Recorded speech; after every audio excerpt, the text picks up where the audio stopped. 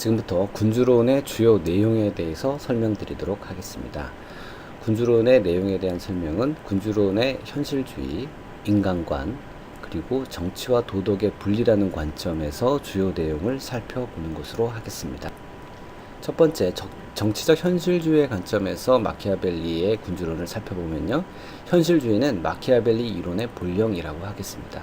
마키아벨리는 나는 사변적 상상, 이미지네이션보다 실효적 진실을 추구한다. 인간이 실제로 어떻게 살고 있는가의 문제와 인간이 어떻게 살아야만 하는가의 문제는 다르다. 즉 마키아벨리가 관심 있는 것은 인간이 실제로 어떻게 살고 있는가이지 인간이 무엇을 하고 어떻게 살아야 하는가 하는 어떤 당위의 문제는 아니었다라고 하겠습니다. 현실주의의 시각이 가장 잘 드러나고 있는 마키아벨리의 서술을 군주론 내에서의 서술을 몇 가지 소개하도록 하겠습니다. 첫 번째, 다른 누군가를 강력한 권력이 되게 하는 자는 그로 인해 파멸한다 라고 이야기합니다. 군주는 사랑받기보다는 두려움이 대상이 되어야 훨씬 안전하다. 인간이란 두려움을 갖게 하는 사람보다 사랑받고자 하는 사람을 해치는 일에 덜 주저하게 된다라는 말도 합니다.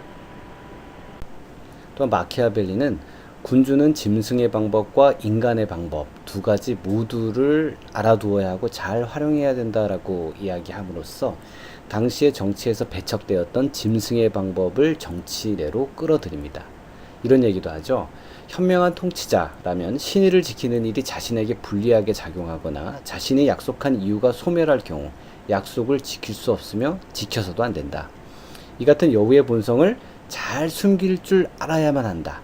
즉 능숙한 기만자이자 위선자가 되어야 한다. 상당히 문제적인 대목입니다. 또한 군주는 비난받을 일은 반드시 다른 사람을 통해 집행을 하고 호의를 얻을 일은 자신이 직접 해야 한다라고 말하기도 하는데요. 이것은 현대 정치에서도 우리가 많이 목격할 수 있고요. 심지어 회사에서도 이런 관행을 많이 볼 수 있습니다. 정치적 현실주의에 이어서 마키아벨리의 군주론을 두 번째 관점, 정치와 도덕의 분리라는 관점에서 살펴보도록 하겠습니다. 당시 마키아벨리 이전에는 모든 것이 신의 섭리로 해석되는 시대였는데요. 마키아벨리는 군주론을 통해서 도덕 명령에 구속받지 않는 인간의 실제에 부합하는 정치 윤리를 제시함으로 인해서 도덕과 분리된 정치 영역의 독자성과 자율성을 설파합니다. 이것이 근대 정치의 출발이라고 평가받는 이유 중에 하나입니다. 정치와 도덕을 분리하고 있는 마키아벨리의 생각을 잘 보여주고 있는 서술 몇 가지를 보여드리도록 하겠습니다. 마키아벨리는 공적 대의를 위해서라면 비도덕적 행위를 용인할 수도 있다고 하는데요. 그것은 불가피성에 따라서 그렇게 할 수도 있다라고 주장합니다. 이런 얘기를 합니다. 군주는 가급적 악덕을 피해야 하지만 불가능하다면 그리고 불가피하다면 크게 신경 쓰지 말고 자신의 일을 계속해도 좋다. 사실 악덕 없이 국가를 구하기 어려운 상황이라면 그런 악덕으로 오명을 뒤집어 쓰는 일에 개의치 않아야 한다라고 주장하고 있습니다. 또 마키아벨리는 정복의 욕구는 진정으로 자연스럽고 정상적인 것이다. 할 수 있는 사람이 그렇게 할 때 그들은 항상 칭송을 받는다라고 말하는데요. 군주가 정복의 욕구를 갖는 것을 아주 당연한 것으로 얘기하는 것이라고 하겠습니다. 또 현명한 군주라면 애당초 인색하다는 평판에 신경 쓰지 않아야 한다라는 주장도 하는데요. 막스 베버는 정치란 악마의 무게를 감당하는 것이라고 주장한 바가 있는데요. 이것은 사실상 마키아벨리가 한 얘기를 반복한 것에 지나지 않다고 하겠습니다. 세 번째 살펴볼 군주론의 주요 내용의 관점은 인간관입니다. 마키아벨리는 기본적으로 인간 정신의 진보, 다시 얘기하면 시간이 지날수록 인간 정신이 보다 나아진다는 것에 대한 불신을 가지고 있었습니다. 그래서 마키아벨리는 인간의 불변하는 본성에 맞춰서 그들의 공동체, 정치, 국가의 운영 방식을 제안한 것입니다. 인간관을 보여주는 몇 가지 서술을 보도록 하겠습니다. 인간들이란 다정하게 대해주던가 아니면 짓밟아 뭉개버려야 한다. 인간이란 사소한 피해에 대해서는 보복하려 들지만 엄청난 피해에 대해서는 감히 복수할 엄두조차 내지 못한다 라고 이야기합니다. 여러분들이 본 영화 중에 친구라는 곳에서 유호성이 했던 대사와도 일치하는 내용입니다. 또 인간이란 자신이 무서워하거나 미워하는 자에게 피해를 입히기 마련이다 라는 말도 합니다. 인간이란 은혜를 모르고 변덕스럽고 위선적이고 가식적이며 위험은 감수하지 않으면서 이익에는 밝다. 또 비열하다. 이익이 되는 경우에는 언제든지 그런 의무감을 버린다 라고 표현하고 있는데요. 이것이 사실상 마키아벨리가 인간을 바라보고 있는 것을 잘 표현하고 있는 거라고 하겠습니다.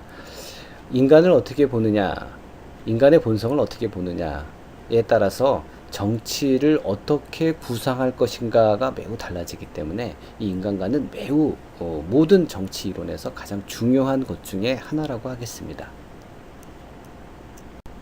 마키아벨리의 인간관을 보여주는 서술을 좀 더 살펴보도록 하겠습니다.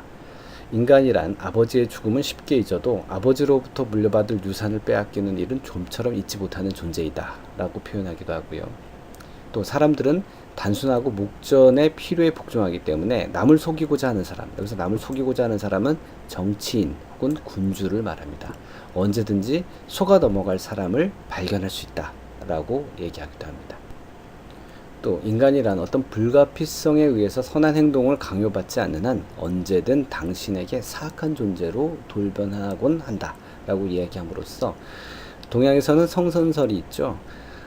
마키아벨리가 보기에는 이 선한 행동이라는 것은 외부의 강제 혹은 강요에 의해서만 이루어질 수 있지 그렇지 않은 경우에는 언제든지 악한 존재로 돌변할 수 있다는 것을 주장하고 있습니다. 지금까지 살펴본 바와 같이 마키아벨리는 명분이나 신념이 무엇인가와 무관하게 그 결과에 집중하고 있습니다. 그렇지만 단순한 결과 중심주의와는 좀 차이가 있는데요. 왜냐하면 국가의 유지 혹은 민중의 복리라는 목적의 정당성과 윤리성의 문제를 무시하고 있지 않기 때문입니다. 자, 지금부터는 군주론에 숨은 마키아벨리라고 해서 지금까지 우리가 보았던 것과는 조금 다른 모습을 보도록 하겠습니다. 루소는 군주론에 대해서 이런 평가를 합니다. 군주론은 공화주의자의 책이고 왕을 위한 것이 아니라 민중을 위해 쓴 책이다 라고 규정하는데요. 그 이유는 두 가지를 들 수 있습니다. 첫 번째는 군주의 아주 적나라한 모습을 보여줌으로 인해서 민중이 군주로부터 혹은 정치인들에게 속지 않게 하기 위해서 이 책을 썼다라는 평가가 있고요. 두 번째는 군주론 자체에 나오는 여러 가지 서술들이 있습니다. 한번 살펴볼까요? 군주는 적대적인 민중을 상대로는 안전을 확보할 수 없다라는 얘기도 하고요. 군주는 민중을 자신의 친구로 만들어야 하며 그렇지 않을 경우 역경에 처했을 때 속수무책이 될 수밖에 없다라고 표현하기도 합니다. 또 이런 얘기도 합니다. 군주가 음모에 대처하는 방안 가운데 가장 강력한 것의 하나는 다수로부터 미움을 받지 않는 것이다. 여기서 말하는 다수는 민중 혹은 인민이겠죠. 또 최선의 요새는 민중으로부터 미움을 사지 않는 것이다. 민중이 당신을 미워한다면 어떠한 요새도 당신을 지켜주지 못한다 라고 경고하고 있습니다. 다시 말해서 군주는 자신의 권력을 유지하고 확장하는 데 있어서 민중 혹은 인민의 지지, 인민의 사랑이 무엇보다도 필요하다는 것을 이런 식으로 강조하고 있어서 마키아벨리를 현대에 와서 공화주의자 혹은 민주주의자였다라고 다시 재평가할 수 있는 근거가 되기도 합니다. 마지막으로 군주론의 현대적 의미에 대해서 간략히 살펴보도록 하겠습니다.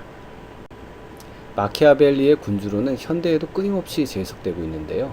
그로 인해서 가장 해석하기 어려운 사상가의 한 사람이라고 하겠습니다.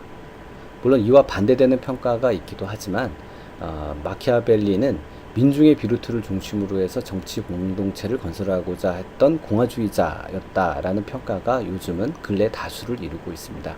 마키아벨리는 군주론에서 이런 얘기를 합니다. 여기 위대한 비루트가 있다. 우두머리에는 결여되어 있을지 모르나 팔다리 속에는 있다. 이 비루트를 통해서 위대한 민중들에게 있는 비루트를 통해서 이탈리아를 통일하고자 했던 그런 의지를 나타내고 있는 표현이라고 하겠습니다.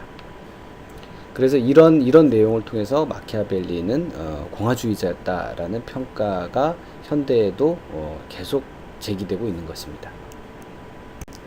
마지막으로 군주론이 주는 한국적 의미에 대해서 한 가지만 이야기해 보도록 하겠습니다. 마키아벨리의 군주론이 가장 주목을 받았던 것은 정치와 도덕을 분리한 것입니다. 그렇지만 아직 한국 정치는 정치와 도덕이 긴밀하게 연결되어 있고 정치에 대한 혐오, 반정치 정서를 확산시키는 데 있어서 이 도덕이 큰 영향을 미치고 있습니다.